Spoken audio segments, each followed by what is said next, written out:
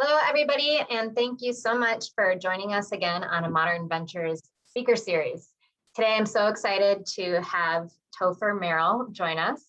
He is the CEO and chairman of Harrison Street, which he co-founded in 2005. They have completed nearly 41 billion of transactional volume and has over 33 billion AUM. So he has been a tremendous success, and like some of our other speakers in our speaker series, really started like a lot of you as entrepreneurs thinking about wanting to do something new and something different and something unique. So thank you so much for joining us, Topher. Great to be here, Constance. And maybe you can just start by talking about Harrison Street and what you do, and then I'm going to take everyone on your journey, if you will. Okay. Sure, happy to do it. So Harrison Street is a real assets investment management business. And really, I think what makes us different and unique is that since our founding in 2005, we've always focused on what we would call the alternative segments of the real estate market. So the traditional real estate investors are focused on office, industrial, retail. We've really focused more on demographics.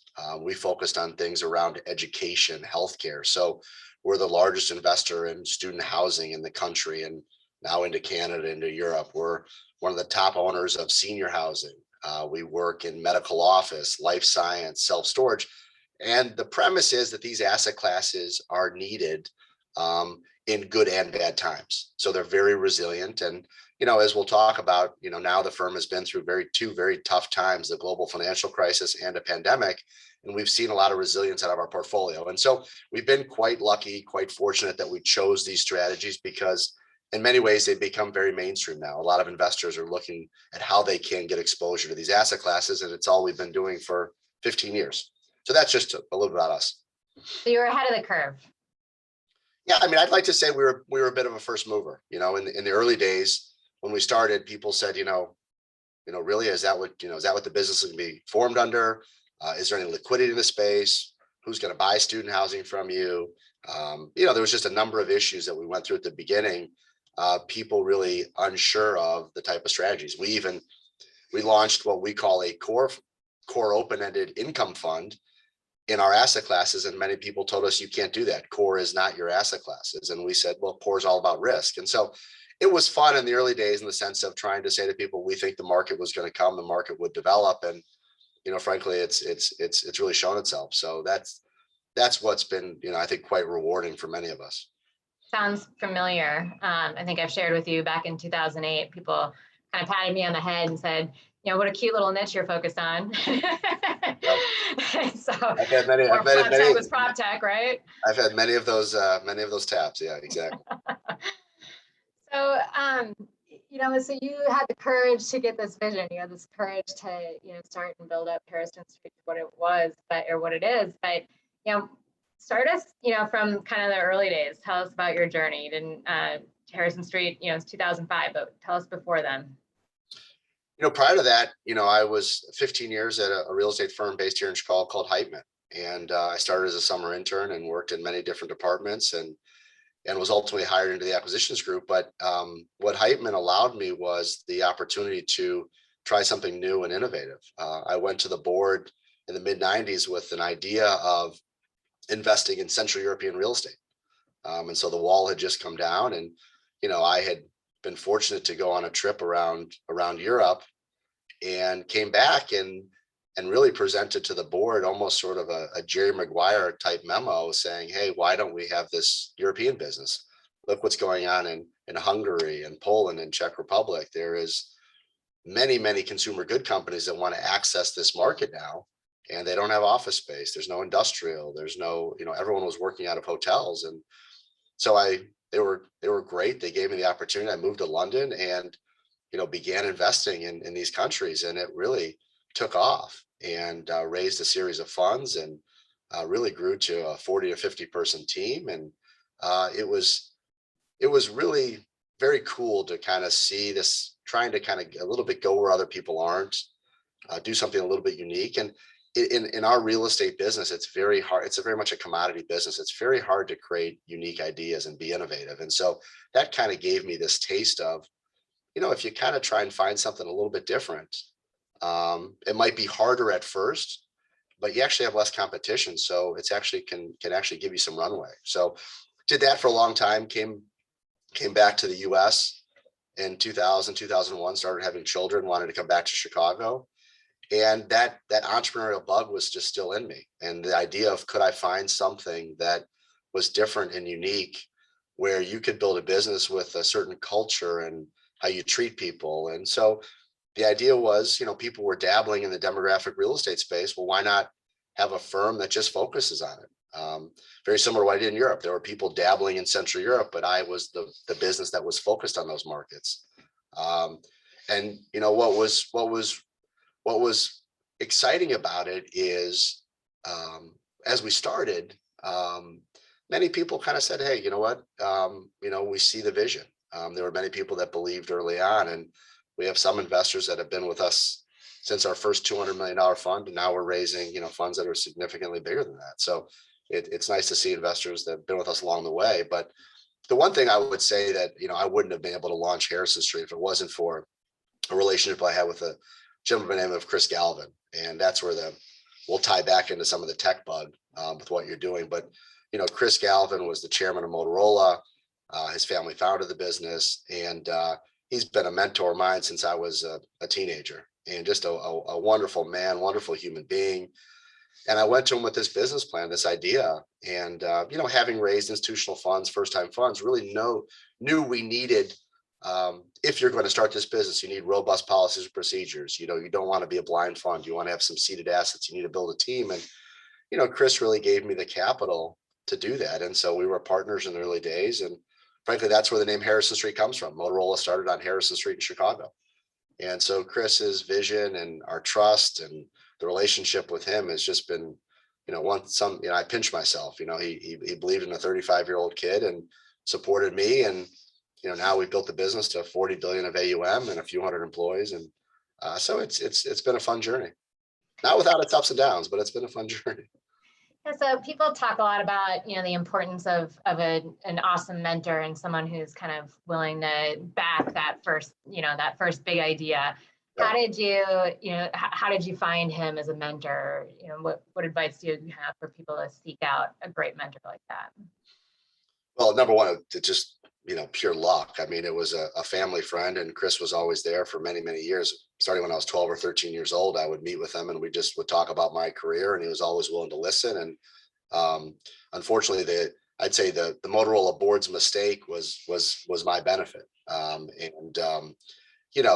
I think a guy like Chris wasn't done and really wanted to continue to invest and build businesses and create jobs. And, for me, it was just nice to have someone's ear that was older than me, that had been through life experiences. And, I always would meet with them to say, what can I do to make my career different? Or, what lessons have you learned in life? And I think just having somebody that can kind of put your arm around you and say, hey, look, here's mistakes I've made, or here's things I've done well. And so he gave me many tidbits on that, and just try and go where people aren't. And, but at the same time, really try and focus on people and culture and innovation.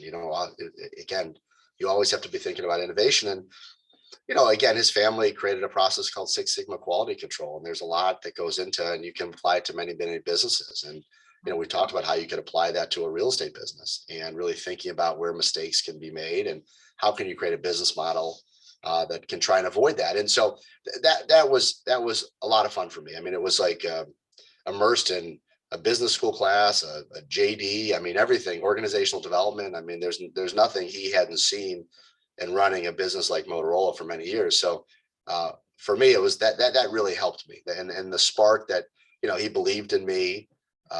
And again, we had the capital to really go out and start and creating a strategy. Yeah. And that really what's really made this what it is today. I think it's interesting, for a lot of successful people, when you hear about the background, like the way that people describe it is like, it was just sort of easy and it fell into place. And of course, this all happened. But of course, that's actually never the case. Right. So maybe talk about an oh crap moment, or like, what was the big challenge in actually making this really, successful company? I mean, we could spend hours on that. I mean, I think, look at there's a lot of luck in all of this, and that's what I try and I'm very realistic in that there's many smart people out there, and you need a lot of luck. And I think I'll be the devil's advocate and say I think we make our own luck. So I think we do. I mean, but again, I think for me, what was the right formula was the partnership I had with Chris. We became 50-50 partners in this business, was a huge amount of trust and respect, and it was a handshake. And I think, I tell people all the time when they're starting businesses and they're looking for, people to help them get going, whether it's financial support, a lot of it is that, what is that relationship you have with that person that's going to help you get started? Because things don't go as planned. I mean, business plans don't go as, things are going to change. Things are going to be worse. There's going to be times that, you're going to need patience, and you need that person with you at the beginning that understands what it's like to be in the trenches. So number one, I think, you need a great idea. You need an idea that's got a certain level of innovation to it. The market's got to be big enough for it. You need a partner you have trust in, that's got patience, because things aren't going to go as planned. And I think that was what really allowed us, I think, to succeed, because, 2 years into our business, we hit the global financial crisis, and what a hard time to start a real estate investing business. But having the capital backing to kind of see it through, being able to continue to invest in our business.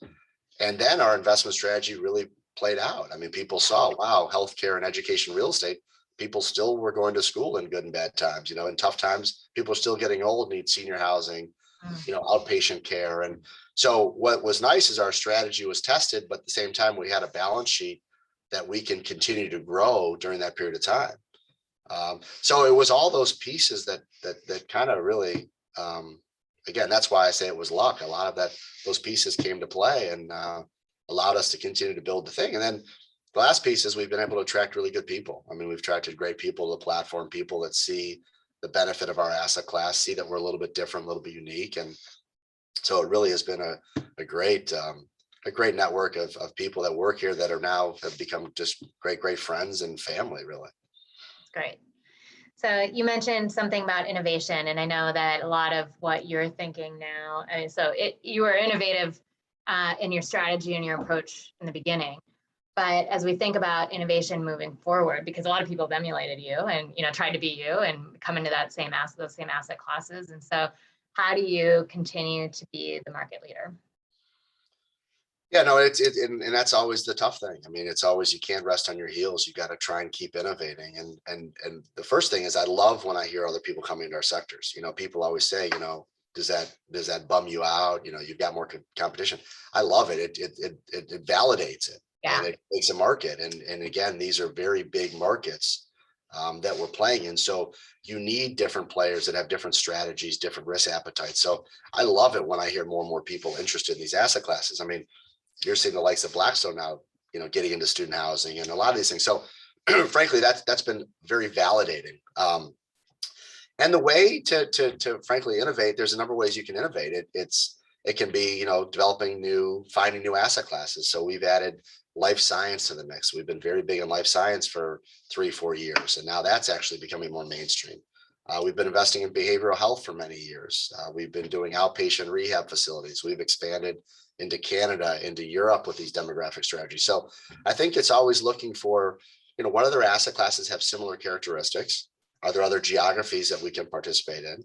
And that's one way to innovate. Then you can always innovate in your processes, our relationships with our operating partners. What can we do to be better partners for them? Because as not a fully integrated business, we work with local partners. So we look to find good property management and leasing companies in various markets. So how can we be a better capital source to them? What can we do to make our relationship unique? Well, we bring different cost of capital. We have the ability to develop and reposition assets with them, or we also have the ability to acquire and hold assets long-term. So we become a very dynamic, unique capital source to them. And that allows us to build our portfolios. And then I think there's innovation in how you can treat people, and how do you compensate people, and how do you get alignment of interest from your employees? So I think about innovation in all aspects of the business, and trying to, as we are a very large institutional business now, how can we still be entrepreneurial in many ways? And I find that's what I find fun and rewarding, to be able to do that. And really treat people differently. And that's what we try and do. So because I'm interested in the tech space primarily, how do you think about innovation in the tech world across your assets? So I think that's, first of all, what you've done is amazing. I mean, you've built an amazing business, and I think the companies that you've invested in, how you've put together your funnel is awesome. So it's a lot of fun to work with you and your organization, and, hats off to really what you've built and created. But, I think part of it is, when you think about it, it's okay, how can we first find ways to drive better bottom lines at our properties? Are there things that we can do to generate, a better return on our investment? So that's the first thing. Then the second thing is, are there innovations that can create efficiencies to, I think, look at the time management element of things? How can we create efficiencies so that allows us to start stepping back and thinking bigger? Are there ways to use software or technologies to become a more efficient firm? Because I think if we can drive great bottom line to our properties, then we can also find technology that can give us more time to think and have white space and innovate and be creative. It's important. So that's why, for us, trying to find those things, those processes, those products, whatever it might be, we're hunting for those. And it's tough. And that's what I think you've done a great job, is creating that funnel, because there's a lot out there and you can go down a lot of rabbit holes. And so working with a firm like yourself, where you can validate, you can help to say, okay, I think we have something here. And then we can kind of run it through a pilot, if you like. And then what's fun is to have real case studies where, look at how this product or process is creating real bottom line savings. I mean, I think that's what gets so exciting, is you can actually see the outcome. And it's like, for me, the frustration is, it's leaving money on the table if you don't look for these things, because they're there. And I think there's many old school real estate investors, real estate firms that sort of just say, hey, I'm not going to look at that.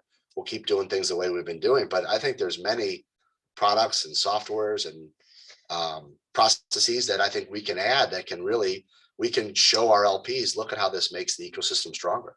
Mm-hmm.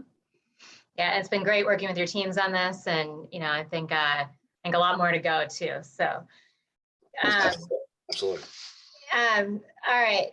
I'm going to ask you two more questions before I go. Like, let's talk a little bit about the stuff behind you. So, is that a hoverboard and a nice bar? Like, you do the bar before the hoverboard? The office has gotten quite big, so the Segway gets me around the office. Segway. Do you really ride the Segway around the office? I do. I've been known to ride the Segway around the office. Before or after the cocktails in the background too? It's interesting. The cocktail, I really haven't dived into the cocktail bar, but the bottles seem to be reducing. So I think it's all the people that are working late night. I think they come in and they take a little bit from the bar.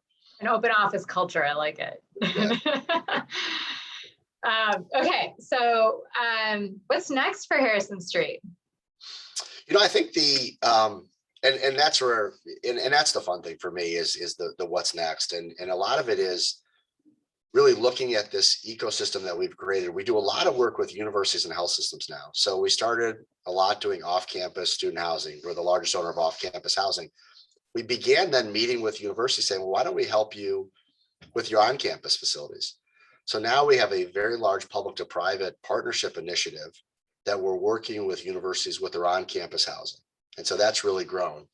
And we've got investment funds that are set up for long-term income return type investments. So for instance, we're building 2,000 beds on the campus, University of Chicago. And for us, it's great. We get a great credit behind us, and it's a very different strategy than our off-campus housing.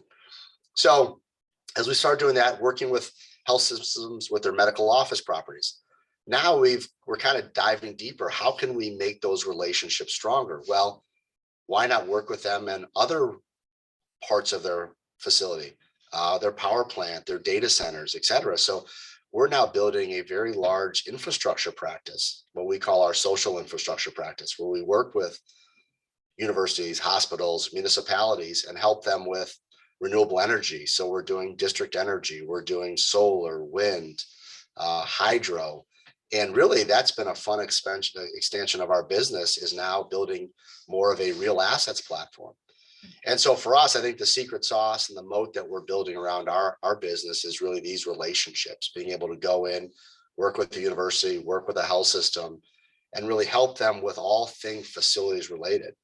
And so that's been an exciting growth for us because it drives all parts of our business. You know, if we've got this relationship with the university and we're helping them with their data center or their power plant, well, at the same time, if we're doing an off-campus housing, you know, they're going to want to refer a lot of kids to that and families to those properties. So it just makes the whole ecosystem better. So for us, as we grow our business, we're not just going to look like every other real estate firm and start buying, you know, office buildings and, you know, in San Francisco and Manhattan.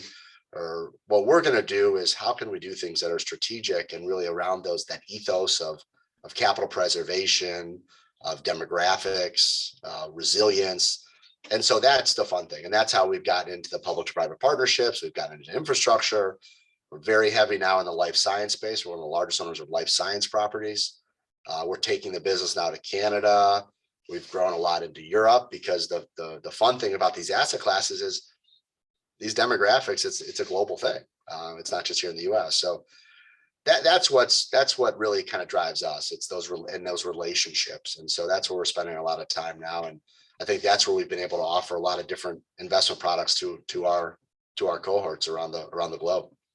Yeah, and I guess speaking of relationships, we didn't talk a whole lot about the partnership with Colliers. How does that fit into your ecosystem? So, you know, about 3.5 years ago, you know, we were a firm that had about 14 or 15 billion of AUM.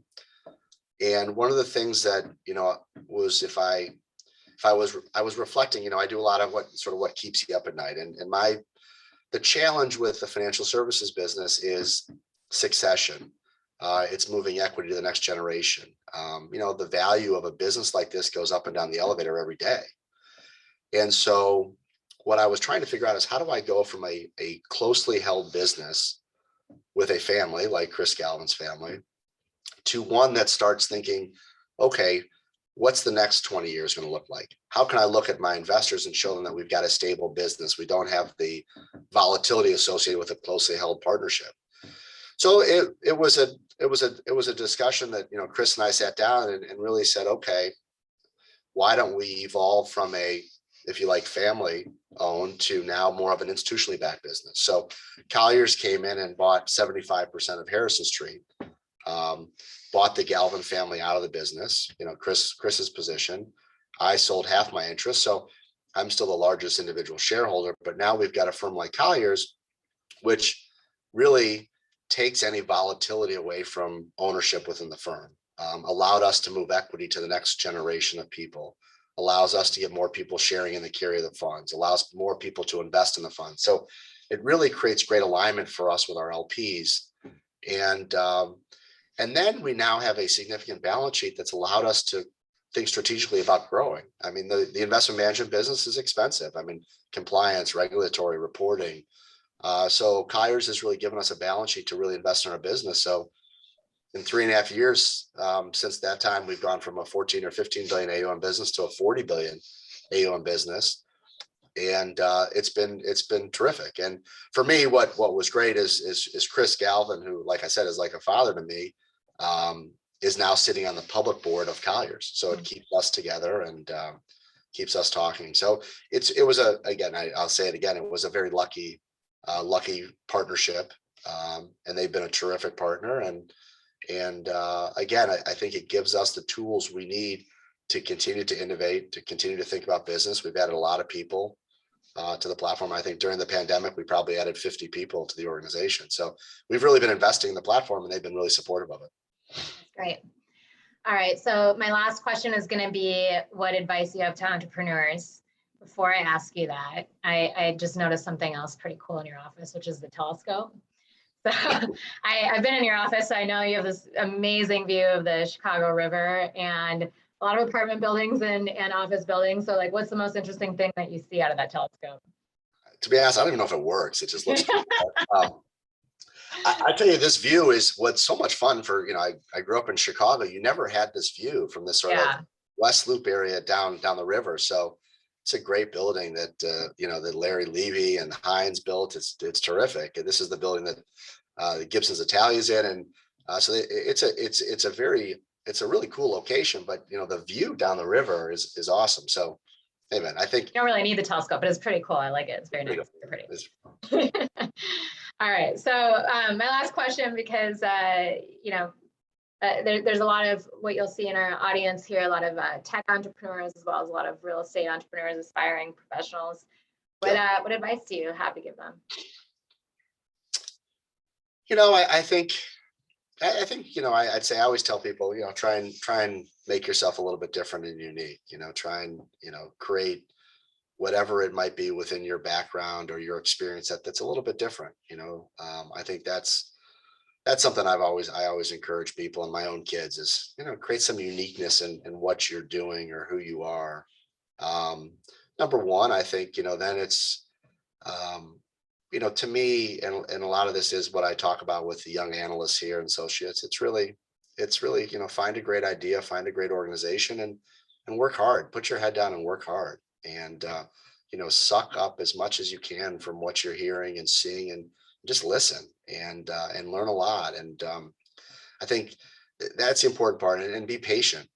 Be patient, and it will come. And I think a lot of times I see with younger folks that lack of being patient. They always the jumping jobs every 6 months to 12 months. It's be patient, and pick an area that you like, you have a passion for, and be patient. It'll come. But I guess that's some of the ideas. But I think like I said, for me, it was being lucky to find something. Trying to find a unique opportunity, something a little bit different than finding and realizing I needed a partner that could really help me. And then finding someone that, had a huge amount of trust with and respect with, and then just working harder than the next group. I mean, just it's at the end of the day, it's all about hard work. And that's really kind of been, I think, what's made us around here successful. I think we work pretty hard. And I think that's what makes it work. All right. Well, thank you so much for being here. It's great to hear your story, and I know our listeners will really appreciate it too. So thank you everyone for joining us, and we will see you again next time. Thanks, Constant.